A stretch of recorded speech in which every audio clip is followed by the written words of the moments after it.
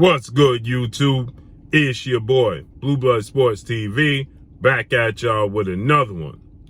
So, Showtime president of sports, Stephen ESPINOZA, did a great interview.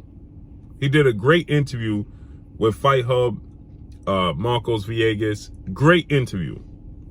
Gave in-depth insight to what took place between undefeated 3-division world champion, former junior welterweight undisputed world champion, currently the reigning WBO, World Boxing Organization welterweight world champion, who is widely considered by many to be the #1 best pound-for-pound fighter in the world, in Terence Crawford. Terence Crawford is now 39 wins, no loss and no draw, 30 big wins by way of knockout, 35 years of age, 5'8" with a 74-inch arm reach, an undefeated unified 3-belt WBA, WBC, IBF welterweight world champion superstar boxer, who is widely considered by many to be top 2, if not the #1, definitely top 5 best pound-for-pound fighters in the world, and Errol the True Spence Jr.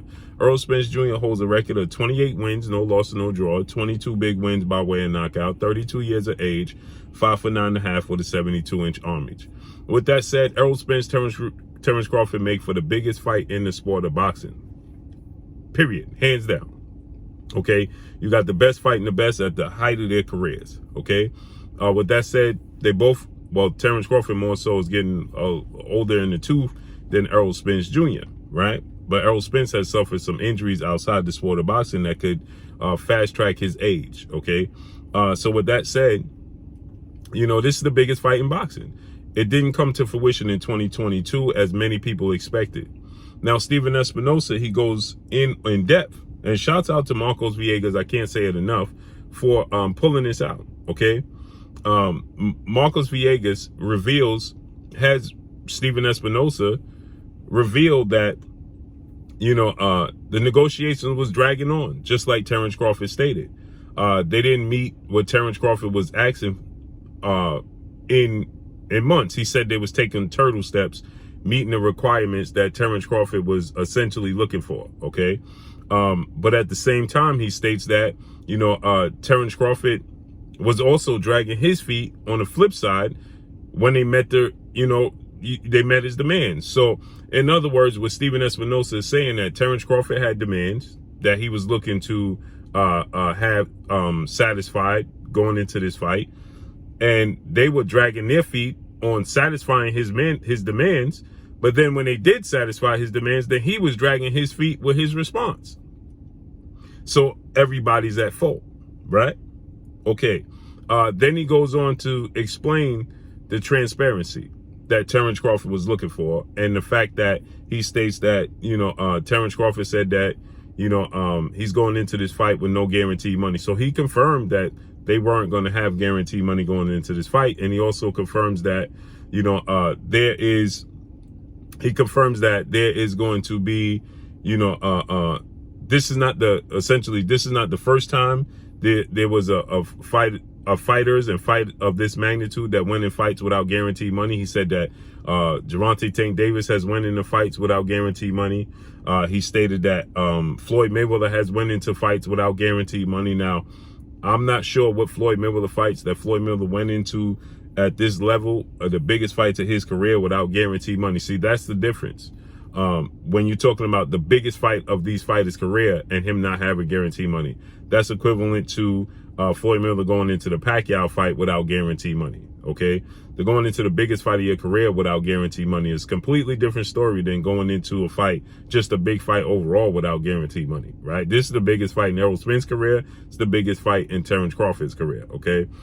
So with that said, then he discusses the transparency. So he says that, you know, it's not the first time fighters of this magnitude went in fights without guarantee. And as far as the transparency, he states that, you know, essentially they didn't want to have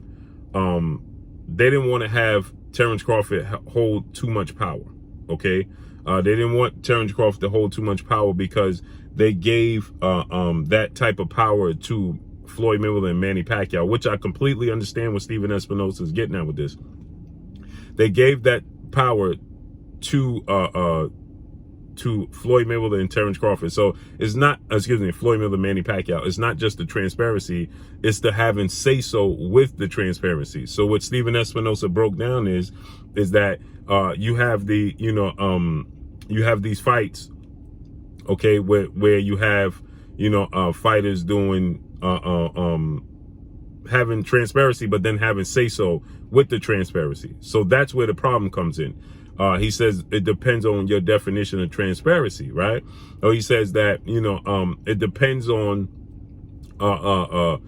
what your definition of it. So if Terence Crawford wants to have, transparency to the point where he has say so.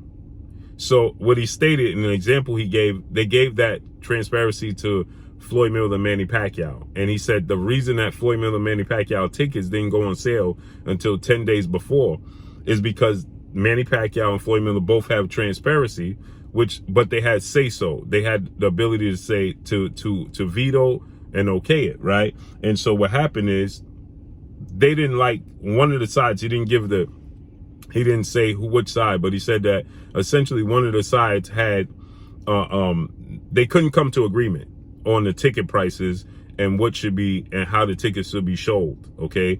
And because of that, it held up the fight gravely it got to 10 days before the fight, the tickets went on sale. So he said that just luckily for that situation, that the tickets was in such high demand, it's the biggest fight in the history of sport of boxing, that it didn't affect the fight. So he don't want to give that much power to these fighters, right? Which I understand.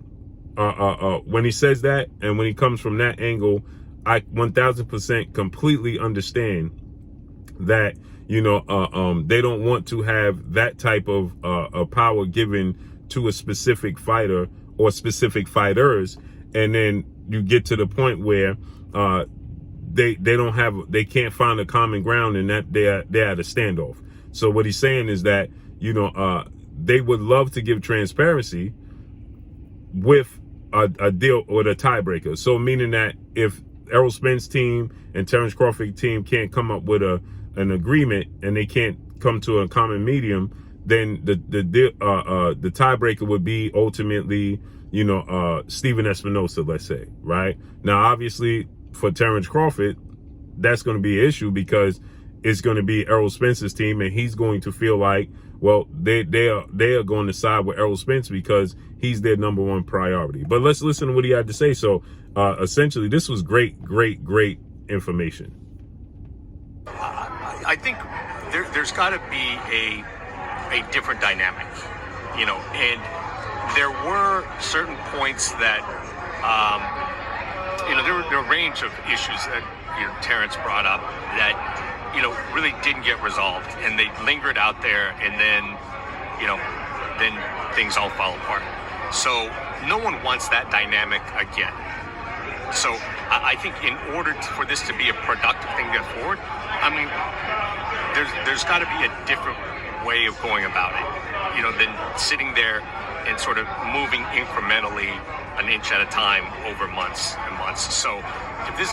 So you see what he said? He said that there was things that wasn't satisfied on Terence Crawford, okay? And it was moving slowly an inch at a time for months and months that didn't get resolved. So they wasn't satisfying what Terence Crawford wanted, but at the same time, when they did satisfy it, Terence Crawford was now dragging his feet. Now, maybe he was playing tick for tack, who knows? But that didn't allow the fight to come to fruition. Gonna get done. Look, we all know what the issues are. We all know what a basic structure is. Either people are interested or they're not. So you see, he said either people are going to be interested in making a fight happen or they're not. I'm gonna let you hear it one more time so you can understand. I think there's got to be a different dynamic, and there were certain points that, there were a range of issues that, Terence brought up that, really didn't get resolved, and So he said there was a range of issues that Terence Crawford brought up that didn't get resolved. So when people are saying it's Terence Crawford fault and Terence Crawford duck, no, like he said, there was issues that didn't get resolved. Lingered out there, and then, then things all fall apart. So no. He said then things all fell apart. Why? Because it was taking too long. And Terence Crawford, and you listen to this interview in its totality, so he said that Terence Crawford had a deadline because he wanted to fight in 2022. If you listen to this interview in its totality, Stephen Espinoza lets you know that Terence Crawford had a deadline because he wanted to fight in 2022.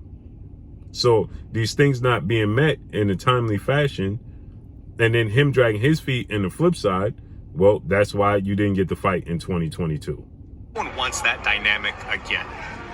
So I think in order for this to be a productive thing to go forward, I mean, there's got to be a different way of going about it, you know, than sitting there and sort of moving incrementally an inch at a time over months and months. So if this is going to get done, look, we all know what the issues are. We all know what a basic structure is. You know, either people are interested or they're not. So then Stephen Espinoza said he agrees with Terence Crawford. Let's go lock ourselves in a room for 8 to 10 hours and come up with a deal and get a deal done, period. So let's see how this unfolds and plays out. You know, he didn't want to give, you know, a guarantee that before the year is up, the fight will happen. He alluded to Errol Spence fighting Keith Thurman, as we know, is more than likely. And we got to see how everything unfolds and plays out. But that's all I got for y'all. Make sure you hit the like button. Drop a comment in the comment section. Let me know what y'all think. Y'all already know what it is. It's your boy Blue, Blue Blood Sports TV. Hate, like, comment, and subscribe. You haven't subscribed, hit the subscribe button. Hit the like button. Hit the bell icon to get all the new notifications. Follow me on Instagram at Blue Blood Sports TV, all in one word. Y'all already know what it is. Shout out to the entire LDBC.